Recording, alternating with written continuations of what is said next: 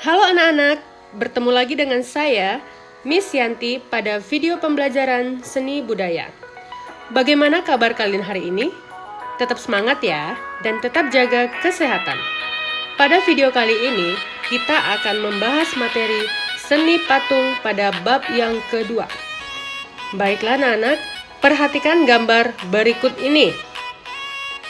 Pernahkah kalian melihat secara langsung patung yang ditayangkan tadi? Dan tahukah kalian apa yang dimaksud dengan patung? Baik, kita masuk ke bagian A.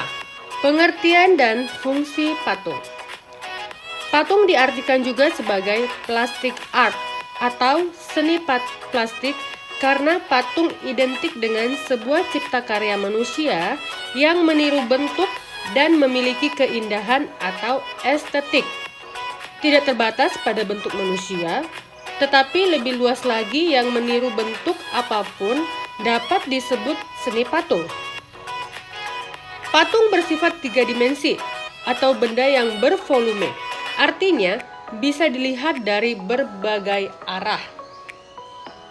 Berdasarkan cara pembuatannya, seni patung ada 3 macam, yaitu anak-anak. 1. Patung sebagai fungsi personal. Karya seni patung diciptakan semata-mata untuk kepentingan personal atau pribadi, sebagai ekspresi perasaan dan ungkapan pribadi termasuk tujuan religi atau sarana beribadah. Contoh patung sebagai fungsi personal. Kemudian yang kedua, patung sebagai fungsi sosial. Patung diciptakan untuk memperingati suatu peristiwa yang bersejarah atau mengenang jasa seorang pahlawan besar dalam sebuah bangsa atau kelompok dalam catatan sejarah, misalnya patung untuk monumen. Contoh patung sebagai fungsi sosial. Ketiga, patung sebagai fungsi fisik. Patung bernilai estetika, artinya menciptakan dan membuat patung semata-mata untuk dinikmati keindahannya. Patung-patung yang dibuat sengaja untuk menghiasi sebuah taman, sebagai dekorasi di sebuah gedung dan juga berfungsi memperindah sebuah konstruksi bangunan. Contoh patung sebagai fungsi fisik. Baik, kita masuk yang ke B. Bentuk dan jenis patung. Dilihat dari perwujudannya, ragam seni patung modern dapat dibedakan menjadi 3, yaitu pertama, bentuk imitatif atau realisme.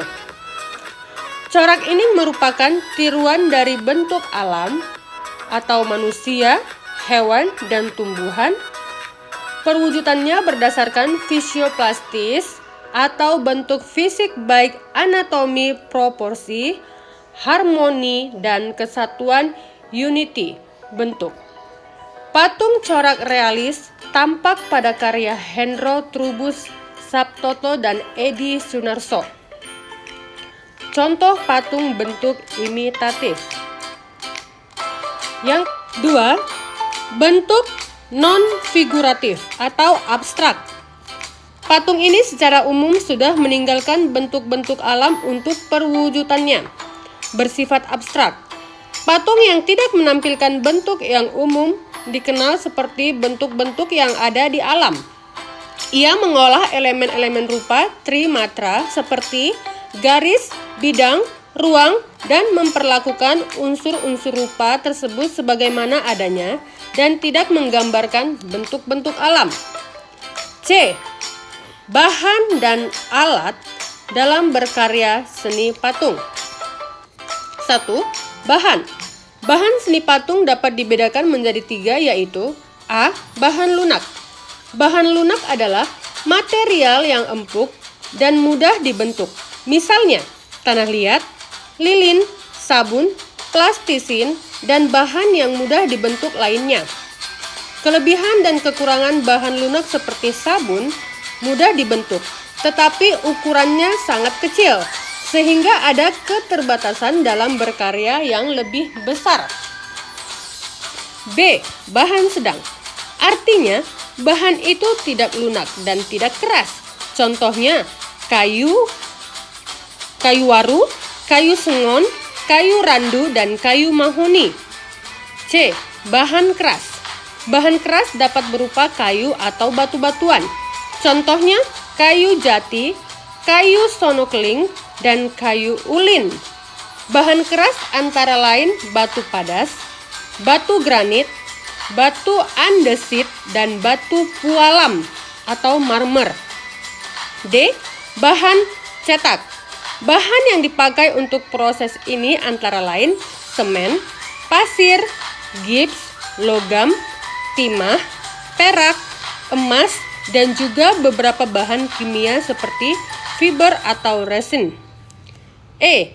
Bahan-bahan lain yang ada di sekitar atau benda bekas lainnya, misalnya kertas. Yang kedua, alat. Peralatan yang digunakan untuk membuat patung tergantung kepada bahan dan teknik yang digunakan. A. Butsir adalah alat bantu untuk membuat patung terbuat dari kayu dan kawat. B. Meja putar adalah meja bulat yang bisa berputar, fungsinya untuk memudahkan dalam mengontrol bentuk dari berbagai arah. C. Pahat adalah alat untuk memahat, mengurangi, atau membentuk bahan batu dan kayu, atau bahan keras lainnya. D. Sendok adakan berfungsi untuk mengambil adonan dan menempelkannya pada kerangka patung. E. Alat las karbit